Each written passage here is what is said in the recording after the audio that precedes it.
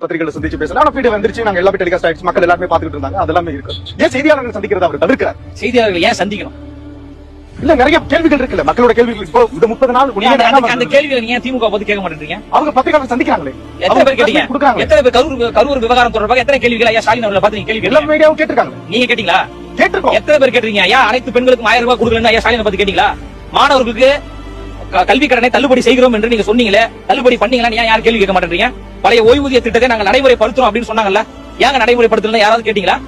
பரந்தூர்ல இருங்க, பரந்தூர்ல 1500 நாட்களாக விவசாயிகள் போராடி கொண்டிருக்காங்க. ஐயா ஸ்டாலின் அவர்களே, கரூருக்கு இரவோடு இரவாக நீங்க போறீங்க, பரந்தூர்ல அந்த விவசாயிகள் ஏங்க நீங்க பார்க்க மாட்டேன்றீங்கன்னு கேட்டீங்களா? அஜித்குமார் காவல்துறையால் அடித்து படுகொலை செய்யப்பட்ட அஜித்குமாருடைய வீட்டுக்கு ஐயா ஸ்டாலின் அவர்கள் ஏங்க போல அப்படின்னு நீங்க கேள்வி கேட்டீங்களா? ஆட்சியில் இருக்கின்ற ஆட்சியாளர்களை பார்த்து கேள்வி கேட்பதாங்க துணிச்சலே. எந்த பத்திரிகை, எந்த ஊடகம் ஆட்சியாளர்களை பார்த்து கேள்வி கேட்குது? பொன்முடி அவர்கள் கோடி ஊழல் பண்ணிருக்காரு.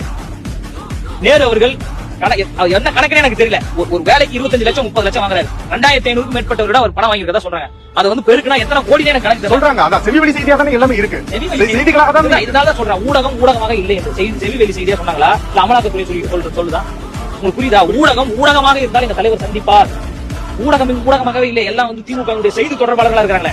திமுக செய்தி தொடர்பாளராக இருக்கக்கூடியவர்கள் என்னத்தை நீங்க சொல்லணும்னு நினைக்கிறீங்க? அதாவது கேப்டன் விஜயகாந்த் அவர்களை போன்று நீங்க வந்து கேலி சித்திரம் செய்து மீம்ஸ் செய்து அப்படியே தமிழக வெற்றி கழகத்தை வீழ்த்திடலாம், அண்ணன் விஜய் அவர்களை வீழ்த்திடலாம் நீங்க நினைக்கிறீங்க. அதுக்கு முன்னாடி விர்ச்சுவல் வாரியர்ஸ் ஒன்று இருக்கு. அந்த விர்ச்சுவல் வாரியர்ஸே உங்களால் முதல்ல எதிர்கொள்ள முடியாது. அவர்களை தாண்டி தான் முதல்ல தலைவர் பக்கத்திலேயே வரணும். அப்போ எந்த நேரத்தில் பத்திரிகையாளரை சந்திக்க வேண்டுமோ அந்த நேரத்தில் அவர் சந்திப்பார். இப்போ ஐயா ஸ்டாலின் அவர்கள் சந்திக்கிறாரு, ஐயா எடப்பாடி பழனிசாமி அவர்கள் டெய்லி சந்திக்கிறாரு. இப்ப சந்தித்து அவர் பேசுறதுனால தீர்வு கிடைச்சிருச்சா? எல்லா செய்தி நிறுவனமும் அவர் பேசக்கூடிய செய்தியை நீங்க ஒளிபரப்பு பண்ணிட்டீங்களா? எங்க சட்டமன்றத்துல எதிர்கட்சி தலைவர் பேசினா லைவ் கட் ஆயிருது, முதலமைச்சர் பேசினா 10 நிமிஷம் லைவ் மட்டும் வருது. இதை வந்து நீங்க கேள்வி கேளுங்க.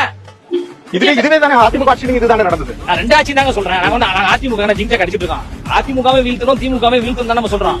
அதிமுக வீழ்த்தப்பட வேண்டும், திமுக வீழ்த்தப்பட வேண்டும், பிஜேபி வீழ்த்தப்பட வேண்டிய கட்சிகள் தான் நம்ம சொல்றோம். இவங்க தான் அதிகாரத்தில் இருந்து மக்களுக்கு விரோதமா செயல்பட்டவர்கள் நம்ம சொல்றோம். எந்த இடத்துல நாங்க அதிமுக முட்டு கொடுத்தோம், இல்ல எந்த இடத்துல நாங்க பிஜேபி முட்டு கொடுத்தோம்? எவனுமே வேணாம், நாங்க வரோம், நல்லாட்சி தரம் தான் நம்ம சொல்றோம். அந்த அடிப்படையில் தலைவர் தெளிவாக இருக்கிறாரு.